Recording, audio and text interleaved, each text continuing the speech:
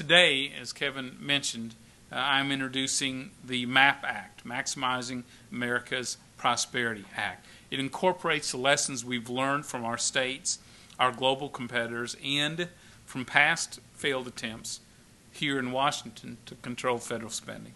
I'd like to begin with the MAP Act spending cap because it differs and probably is the most unique among the spending caps, many spending caps that have been proposed.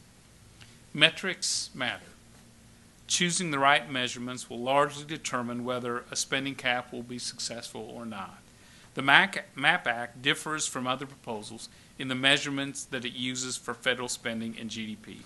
The MAP Act uses non-interest outlays, also known as congressionally controllable spending, the measurement for federal spending. And the MAP Act uses the forward-looking, stable, and less volatile member of the GDP family, that's potential GDP, also known as full employment GDP, as a measurement for the economy. Start with this. The cost of interest on the federal debt is important, but unlike outlays for discretionary and entitlement programs that Congress can directly control through legislation, Congress can't directly control federal interest outlays. Interest payments are a function of market interest rates and the level of federal debt. Think of it as your credit card.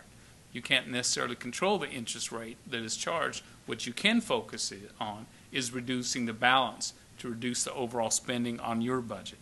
Focusing on congressionally controllable spending, both discretionary and mandatory, is the only way to avoid a potentially devastating policy trap that we refer to as the cap trap, which could frustrate the advocates of smaller government like me. Using total spending, which includes interest, allows Congress to game the system by scoring a tax increase as both increasing revenue and reducing spending at the same time. For example, when President Obama suggested in April we should increase taxes by $1 trillion and cut spending by $3 trillion, more than 20% of his spending cuts would come from lower interest payments. And a large portion of those savings flowed directly from increased taxes.